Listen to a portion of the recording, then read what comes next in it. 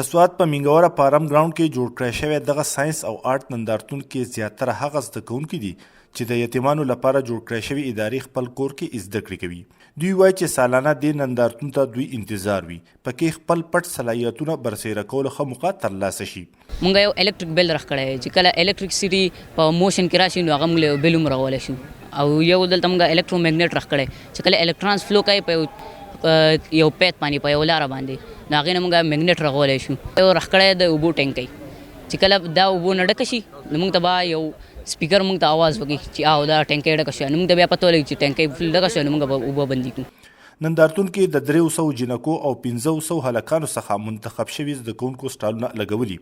جنکۍ زده کوونکي وایي چې دوی داسې هلو ځلو ته ځکه زیات خوشحاله وي چې دوی ته داسې موقع ډېرې کمې میلاویږي. دلته کې مونږ په یو سپیسیفک سټال کې ولاړ یو زموږ د بایو سټال نه هغې کې مونږ بلډ ګروپ چیکینګ کوو. بلډ ګروپ ټیسټ مونږ کوو. بلډ ګروپ ټیسټ کې مونږ دا وایو هغې کس ته څوک چې مونږ د چا چې مونږ بلډ ګروپ چیک کوو چې ستا بلډ ګروپ یا اے دی یا بي دی د دې د وجې نه هغه ته د خپل بلډ ګروپ ټیسټ په باره کې پته لګي. مونږ نن ډېر خوشحاله شو ځکه چې جنکو ته دا موقع زیاتې نه میلاویږي هغو به یو ګوټن ماحول کې اوسیږي نو موږ ته نن دا یو موقع میلاو شوه چې موږ بهر ته راوځو موږ د خپلو ملګرو سره میلاو شو د میلمنو سره خبرې اترې وکړو.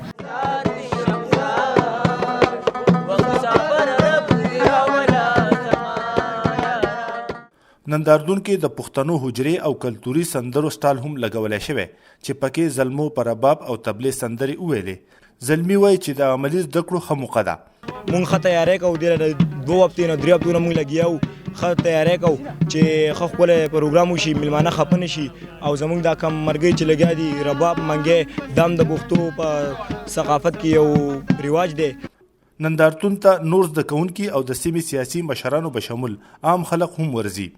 تابع کوونکي وایي چې ښه سټال لګونکو او ښه کارکردګي ښودونکو ته به په اخره کې انعامونه او تعریبي اسناد ورکولی شي.